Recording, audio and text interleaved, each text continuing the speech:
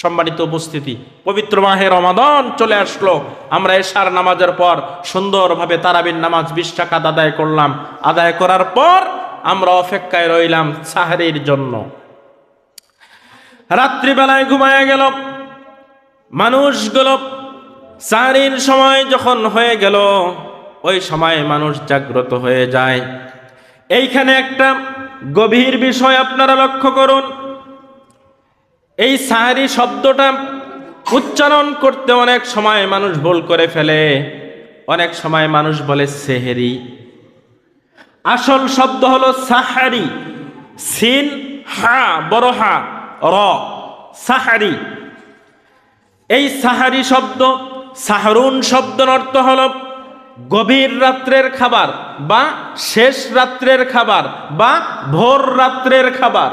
সাহারি শব্দের অর্থ হলো ভোর রাত্রের খাবার, শেষ রাত্রের খাবার। আর এই শব্দটাকে যখন সেহরি বলা হবে তখন এর অর্থ দাঁড়াবে জাদু।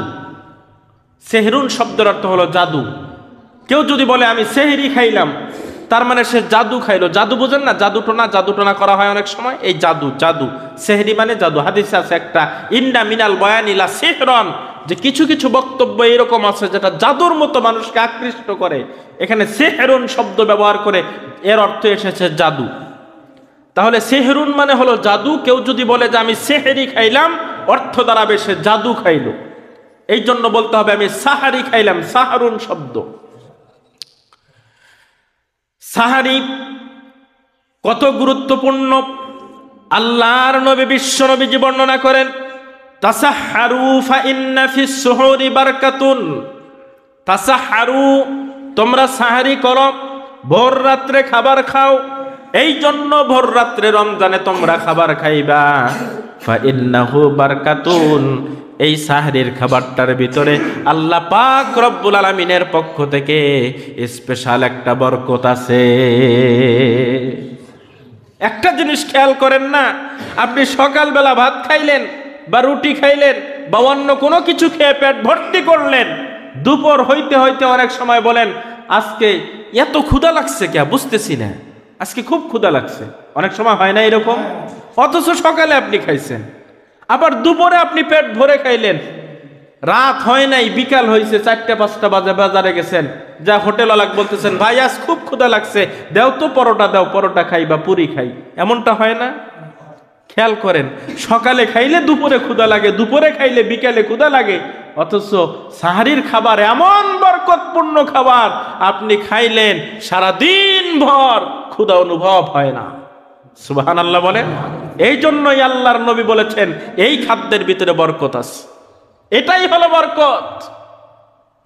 অনেক সময় মানুষ রাতের শুরুতে খাবারটা বেশি খেয়ে ফেলে, যার কারণে সাহারিতে খাইতে মন চায় না। আল্লাহর নবীজি বললেন যদি মন নাও চায় তারপরেও তুমি কমপক্ষে 1 গ্লাস দুধ অথবা 1 গ্লাস পানি অথবা একটা খেজুর খেয়ে হলেও তুমি সাহারি করো। ফাইন্নাহু বারাকাতুন, কারণ হলো এই খাদ্যের ভিতরে বরকত আছে। অযথা তুমি কেন বরকতটা নষ্ট করবা? খবরদার এই বরকত তুমি নষ্ট করিও না, তুমি খাবারটা খাও। তাহলে সাহারি খাওয়া দরকার আছে না নাই? খাইতে মন না চাইলেও কমপক্ষে 1 গ্লাস পানি এটা খেয়ে হলেও সাহারি করবেন।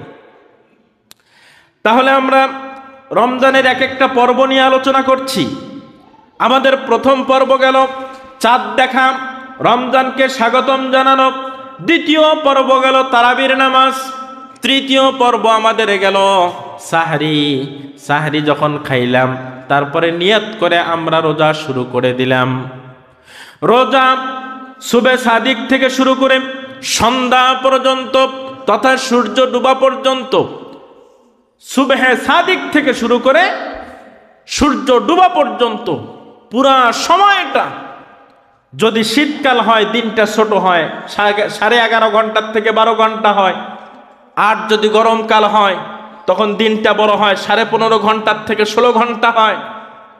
যতটুকু হোক না কেন, এটা আমার বাংলাদেশের হিসাব বললাম, অন্য অন্য দেশের হিসাব আলাদা। কোন কোন দেশে দিনও 12 ঘন্টা, রাতও 12 ঘন্টা, সারা বছর থাকে। কোন কোন দেশে রাত মাত্র 2 ঘন্টা থাকে, দিন 22 ঘন্টা থাকে। এক এক দেশের এক এক নিয়ম, এক এক নীতি আল্লাহ পাক তৈরি করেছেন। কিন্তু আমার দেশের সিস্টেম আমি বললাম, সুবহে সাদিক থেকে শুরু করে সূর্য ডুবা পর্যন্ত পুরা সময়টা এটা হলো রোজা। রোজাটা কি ভালো করে খেয়াল করুন। হুয়া তারকুল আকলা ওয়াশ শারবা ওয়াল জিমা মিনাস সুবহিস সাদিকি ইলা গুরুবিশ শামস। রোজা হলো সুবহে সাদিক থেকে শুরু করে সূর্য ডোবা পর্যন্ত সকল ধরনের খানা পিনা এবং স্ত্রী সহবাস থেকে বিরত থাকার নাম হলো রোজা।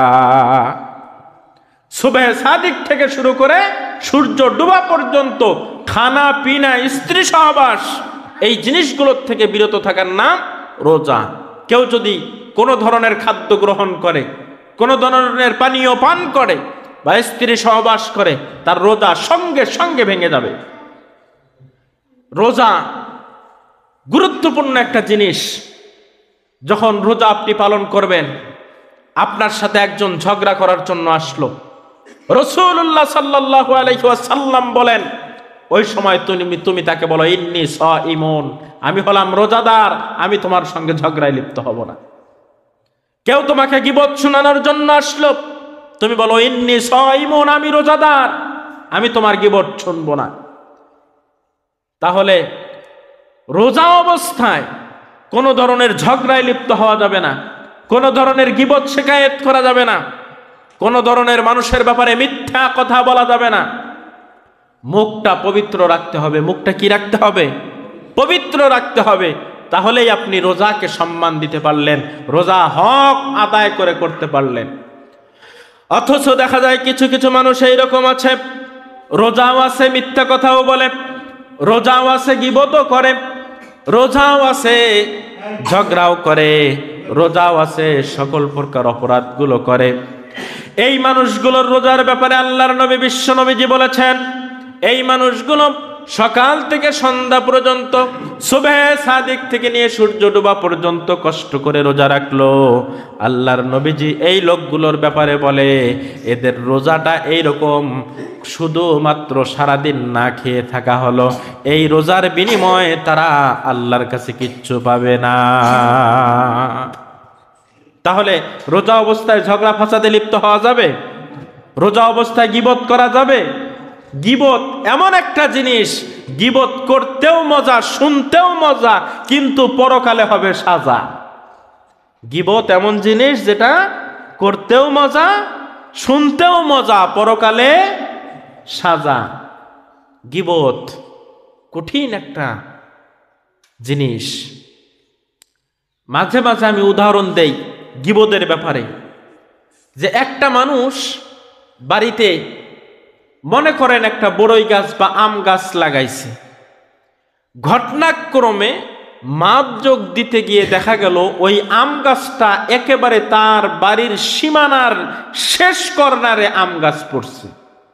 শেষ কর্নারে যখন আম গাছটা পড়লো, পাশে আবার আর একটা বাড়ি, এখন ওই আম গাছের বা বড়াই গাছের কিছু ডালপালা পাশের বাড়িতে গেছে, যায় নাই? এখন ওই বাড়িতে যে ডালপালাগুলো গেল, ওইখান থেকে যে আম অথবা বড়াই অথবা অন্য কোনো ফল বাড়িতে পড়লো, এখন যিনি গাছের মালিক, ওনার বিবেকে কি এটা কুলাবে যে ওই বাড়ির থেকে স্বেচ্ছায় যে আম বা বড়াইগুলো পড়ছে ওইগুলো আমি নিয়ে আসি? এটা কোনো মানুষের কাজ হবে? বরঞ্চ বলবে তোর বাড়িতে যেগুলো পড়বে ওইগুলো তুই খায় নিস, তোর বাড়িতে ছোট বাচ্চারা আছে তাদেরকে দিস। এমনটাই তো বলা স্বাভাবিক নাকি বলে? তার মানে গাছ গাড়লো নিজে, ফল খাইলো অন্যজন। গাছ গাড়লো নিজে, ফল খাইলো অন্যজন। গীবত হলো এমন একটা পাপ, এমন একটা গুনাহ যে নিজে ইবাদত গুলো করলো, যার গীবত করা হলো তার গুনাহগুলো নিজের কাছে আসলো আর নিজের ইবাদত গুলো তার কাছে গেল। এই যে আপনারা জুমার নামাজ পড়ার জন্য মসজিদে আসছেন, কষ্ট হয় নাই? ব্যবসাতে লস হচ্ছে না? কৃষিকাজে লস হচ্ছে না? সকল লসকে অপেক্ষা করে আপনি মসজিদে আসলেন, অথচ এই কষ্ট করে যে ইবাদত করলেন এক বাহিরে গিয়ে একজনের গীবত শুরু করবেন, এই কষ্টের ইবাদত তার আমল নামায় যাবে আর তার গুনাহগুলো আপনার আমল নামায় আসবে। সমাজের ভিতরে সাধারণত মানুষেরা দুই শ্রেণীর মানুষের গীবত বেশি করে। এক শ্রেণী হলো যারা আলেম, যারা ওলামা, যারা মসজিদের ইমাম, তাদের গীবত মানুষ বেশি করে। আর দুই নাম্বার হলো যারা হজ করে হাজি হয়, এদের গীবত মানুষ বেশি করে। হুজুরদের গীবত করতে পারলেই মনে হয় কি যে শান্তি। ভালো করে খেয়াল করুন, প্রতিটি মসজিদের ইমাম, প্রতিটি মসজিদের খতিব, প্রতিটি মসজিদের মুয়াজ্জিন সব সময় তার পিছনে যারা থাকে, তার মুসল্লি, মুক্তাদি, মসজিদের সদস্য, এদের কল্যাণ কামনার জন্য হাত তুলে দোয়া করেন। দোয়া করে কিনা? আপনাদের মসজিদের ইমাম দোয়া করেন না হাত তুলে নামাজের পর এই সমাজের কল্যাণের জন্য? ইমাম তিনি দোয়া করলো সমাজের লোকদের কল্যাণের জন্য, আর এই ইমামের পিছনে মুসল্লিরা দাঁড়ায় নামাজ পড়ে আর ইমামের সমালোচনা করে। বিষয়টা কত বড় ঘৃণিত চিন্তা করেন একবার। যিনি আপনার কল্যাণ কামনা করে পৃথিবীর মালিক স্বয়ং আল্লাহর দরবারে দোয়া করলো, আর আপনি কিনা তার সমালোচনা করলেন। না, এটা করা যাবে না। খবরদার, ইমাম সাহেবের ভুল ত্রুটি যা আছে গুনাহ সব আপনার আমল নামায় আসবে, আর আপনার নেকিগুলো ইমাম সাহেবের কাছে চলে যাবে। হযরতে আবু ইউসুফ রাহমাতুল্লাহি আলাইহি ইমাম আবু হানিফা রাহমাতুল্লাহি আলাইহিকে প্রশ্ন করল, ও ইমাম, আপনি গীবত করেন না কেন? আপনার সান্নিধ্যে বছরের পর বছর আমার চলে গেল, কোনোদিন দেখলাম না আপনি কারো গীবত করলেন। ইমাম আবু হানিফা বলল, ও আমার ছাত্র শোনো, যদি কখনো গীবত করতে মন চায়, আমি আমার বাবার গীবত করব, আমি আমার মায়ের গীবত করব, যাতে করে আমার নেকিটা বাহিরের মানুষ না পায়, আমার বাবা আর মা এই দুইজনই পায়। সুবহানাল্লাহ বলেন। যে আমার যদি গীবত করতে মন চায় কখনো, তাহলে আমার মায়ের গীবত করব, বাবার গীবত করব, যাতে করে আমার এই গীবত করার কারণে যে আমার নেকি আমার কাছ থেকে হস্তান্তর হলো, চলে গেল, অন্য কেউ না পায়, আমার বাপ মাই যেন পায়। তাহলে চিন্তা করছেন গীবতের বিষয়টা? গীবত জিনিসটা কি? আমার রাসূলের কাছে প্রশ্ন করা হলো, ইয়া রাসূলুল্লাহ, গীবত সম্পর্কে আপনি কিছু বলুন, আসলে গীবত কি? রাসূলুল্লাহ সাল্লাল্লাহু আলাইহি ওয়াসাল্লাম বললেন, তোমার ভাই সম্পর্কে এমন কিছু আলোচনা করা, যে আলোচনা তুমি করলা, আর তোমার ভাই যদি ওই আলোচনাটা শুনে, শোনার পর যদি মন খারাপ করে, মনে করবা এইটার নাম হলো গীবত। যেমন আমি আপনাদের ইমাম, আপনাদের মসজিদের খতিব, আমাকে নিয়ে কিছু কথা বললেন, পরবর্তীতে আমি যদি ওই কথাটা শুনলে আমার মন খারাপ হয়ে যাবে, এই রকম আলোচনা করার নামই হলো গীবত। তাহলে তোমার ভাইয়ের এই রকম কোনো বিষয় নিয়ে আলোচনা করা, যেটা তোমার ভাই শুনলে মন খারাপ করবে, এর নাম গীবত। সাহাবা একরাম জিজ্ঞেস করলেন, ইয়া রাসূলুল্লাহ, যার ব্যাপারে আমরা এই কথাগুলো বলবো, সে যদি ওই কাজটা করে থাকে? নবীজি বললেন, ওই কাজটা যদি করে থাকে তাহলে তোমরা আলোচনা করলেই তো গীবত, আর যদি না করে থাকে তাহলে তোমরা যদি আলোচনা করো তাহলে তো তাক দিলা মিথ্যা অপবাদ। যার ব্যাপারে আপনি আলোচনা করছেন, সে যদি ওই কাজটা করে থাকে তাহলে গীবত, আর যদি ওই কাজটা সে না করে থাকে তাহলে যদি আলোচনা করেন তাহলে তো মিথ্যা অপবাদ। কত সুন্দর করে আমার রাসূল গীবতের ব্যাখ্যা দিয়ে দিলেন। তাহলে আমরা গীবত থেকে দূরে থাকতে পারবো তো ইনশাআল্লাহ? পুরা দিন সুন্দরভাবে আমরা কাটিয়ে দেব, ঝগড়া করব না, গীবত করব না, কোনো ধরনের মারামারি কাটাকাটি করব না, কারো সঙ্গে সমালোচনা করব না, আমাদের মতো সুন্দরভাবে আমরা দিনটা কাটায় দেব। সারাদিন যখন পার হয়ে গেল, সামনে চলে আসছে আগত ইফতার। ইফতারের সময়টা কত গুরুত্বপূর্ণ একটি সময়, ভালো করে খেয়াল করুন। আল্লাহর নবী বিশ্ব নবীজি বলেছেন, লিসসাইমি ফারহাতানে, লিসসাইমি ফারহাতানে, একজন রোজাদার ব্যক্তির জন্য দুইটি আনন্দের মুহূর্ত, দুইটি খুশি। একজন রোজাদার ব্যক্তির জন্য দুইটি আনন্দের মুহূর্ত। এক নাম্বার হলো ফারহাতুন ফি ফিত্রিহি, যখন সে ইফতার করে তখন তার জন্য একটা আনন্দের মুহূর্ত, ওয়া ফারহাতুন ফি লিকাই রাব্বিহি। আর 2 নাম্বার হলো তার আনন্দের মুহূর্ত যখন সে আল্লাহ পাক রব্বুল আলামিনের সঙ্গে সাক্ষাৎ করবে। সুবহানাল্লাহ বলেন। কারণ প্রতিটি রোজাদারের সঙ্গে আল্লাহ পাক নিজে সাক্ষাৎ দিবেন, দেখা দিবেন। সুবহানাল্লাহ বলেন। এবার আসুন ইফতার সম্পর্কে কিছু কথা বলি। ইফতারের মুহূর্তটা এমন মুহূর্ত, সারাদিনের না খাওয়া ক্ষুধার্ত মানুষ, সারাদিনের কোনো ধরনের পান না করা পিপাসার্ত মানুষ, এদিকে পেটে ক্ষুধা, এদিকে পিপাসা, ক্ষুধা এবং পিপাসা থাকার পরেও ইফতারের 15 থেকে 20 মিনিট অথবা 30 মিনিট পূর্বে খাবারগুলো সাজায় রেখে ইফতার সামনে নিয়ে সুন্দর করে বসে আছে। কোনো মানুষ যদি ওই রকম ক্ষুধার্ত আর পিপাসার্ত অবস্থায় খাবার উঠায় আর খায়, আল্লাহ কি ফেরেশতাদেরকে বলবে নাকি, ও ফেরেশতারা এই লোকটা কেন খাবার খাইলো, ওরে পিটাও? বলবে নাকি কোনো ফেরেশতাকে? ফেরেশতা কি লাঠি হাতে নিয়ে দাঁড়ায় আছে নাকি, খবরদার তোর জীবন চলে গেলেও খাবার খাইতে পারবি না? ফেরেশতার কি লাঠি নিয়ে দাঁড়ায় থাকে? কোন ফেরেশতাও লাঠি নিয়ে দাঁড়ায় থাকে না, খাবার খাইলেও ফেরেশতা লাঠি দিয়া পিটায় না।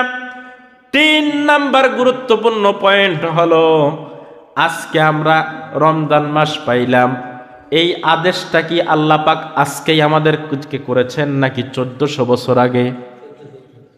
চিন্তা করেন, যদি আজকে নগদ আদেশ করতো যে এই মুহূর্তে কোরআন নাজিল হইল, এই মুহূর্তে আল্লাহ বলল তোমরা রোজা রাখো, নগদ আদেশ পূরণ করতে ভালো লাগে। কিন্তু 1400 বছর আগে বলছে, 1450 বছর আগে। আদেশটা কত পুরাতন!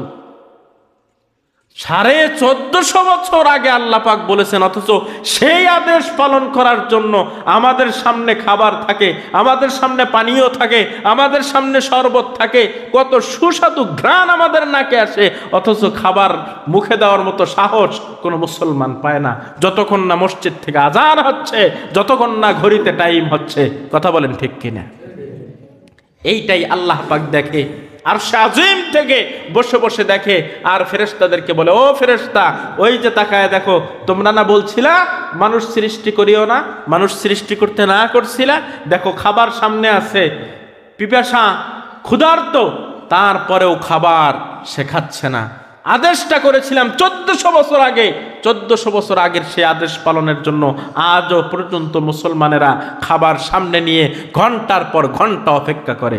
কথা বলেন ঠিক কিনা? আল্লাহ পাক ফেরেশতাদেরকে তখন ডাক দিয়ে দেখায়। এরপর আল্লাহ পাক বলেন, ও ফেরেশতারা, তোমরাই সাক্ষী থাকো, তোমরাই সাক্ষী থাকো, এই রোজাদারদের জীবনের সব গুনাহ আমি আল্লাহ পাক মাফ করে দিলাম। কারণ রোজাদার যারা হয় এদের বদলাটা তো আল্লাহ নিজেই দেন, এই জন্য আল্লাহ পাক রব্বুল আলামিন মাফ করে দেন। হাদিস শরীফের ভিতরে বর্ণনা আছে, ইফতারের পূর্ব মুহূর্তের আরো ফজিলত। নবী আলাইহিস সালাম বলেন, কোন মানুষ যদি ইফতারটাকে সামনে নিয়ে আল্লাহর কাছে দোয়া করে, যে দোয়া করবে ওই দোয়াটাই কবুল হয়ে যাবে। আমরা মানুষেরা দোয়া করার সময়ও পাই না, আমরা মানুষেরা আল্লাহর কাছে দোয়া করতেও চাই না, যার কারণে নানা ধরনের টেনশন, অভাব অনাটন সব আমাদেরকে ঘিরে নেয়। অথচ আল্লাহ পাক রব্বুল আলামিন কিছু কিছু নির্দিষ্ট সময় দিয়েছেন, ওই সময়গুলোতে দোয়া করলে আল্লাহ পাক দোয়া কবুল করেন। তার ভিতরে একটা সময় হলো ইফতারের পূর্ব মুহূর্তে, ইফতার সামনে নিয়ে কেউ যদি দোয়া করে, ওই সময় আল্লাহ পাক পর্দা ছাড়া দোয়া কবুল করে নেন। এরপর আসুন, এটা বললাম নিজের ইফতারের জন্য। আল্লাহর নবী বিশ্ব নবীজি বলেছেন, কোন মানুষ যদি নিজের টাকা খরচ করে অপর কোন ব্যক্তিকে ইফতার করায়, পয়গম্বরে আলম বিশ্ব নবীজি বলেন, অপরকে যে ইফতার করালো, ওই ইফতার করানোর জন্য পেট ভরে ইফতার করাইতে হবে, বিষয়টা এমন না। নবীজি বলেন, 1 গ্লাস দুধ অথবা 1 গ্লাস পানি অথবা একটা খেজুর দিয়ে যদি কাউকে ইফতার করানো যায়, সামান্য এতটুকু দিয়ে, আল্লাহর নবী বিশ্ব নবীজি বললেন, একজন মানুষ সারাদিন কষ্ট করে রোজা রাখলে যেই পরিমাণ সওয়াব হয়, ওই পরিমাণ সওয়াব যিনি ইফতার করাইলো তার আমল নামায় দেওয়া হয়। আর যাকে ইফতার করানো হলো, বিশ্বনবীজি বলেন তার আমল নামায় থেকে একটা নেকিও কাটা হয় না। সুবহানাল্লাহ বলেন। যাকে ইফতার করানো হলো তারও নেকি কমতি হলো না, যিনি ইফতার করালো তিনি এক একজনকে ইফতার করানোর বিনিময়ে এক একটা রোজার সওয়াব পেয়ে গেল। তাহলে সামনে রমজান, এই সুযোগ হাতছাড়া করবেন কেন? আপনার বাড়ির আশেপাশে গরিব মানুষ আছে, 20 টাকার 30 টাকার ইফতার কিনে 2-3 বাড়িতে প্রতিদিন পাঠান। বাড়ির যতজন সদস্য আপনার ইফতার দিয়ে ইফতারি করবে, প্রতিটি রোজার একটা করে রোজার নেকি আপনি পাবেন। একটা বাড়িতে 10 জন মানুষ, বাড়িতে কাজ করেওয়ালা ব্যক্তি একজন, 10 জনই রোজার আছেন, কিন্তু একজন মানুষ কাজ করে কি আর ইফতার নিতে পারবে? কিচ্ছু নিতে পারে নাই। আপনি ওই বাড়িতে ইফতার পাঠান, 10 জন মানুষ আপনার 50 টাকার ইফতার দিয়ে ইফতার করেছে, আপনি 10টা রোজার নেকি পেয়ে গেছেন। তাহলে এইভাবে মানুষকে সহযোগিতা করা দরকার আছে না নাই?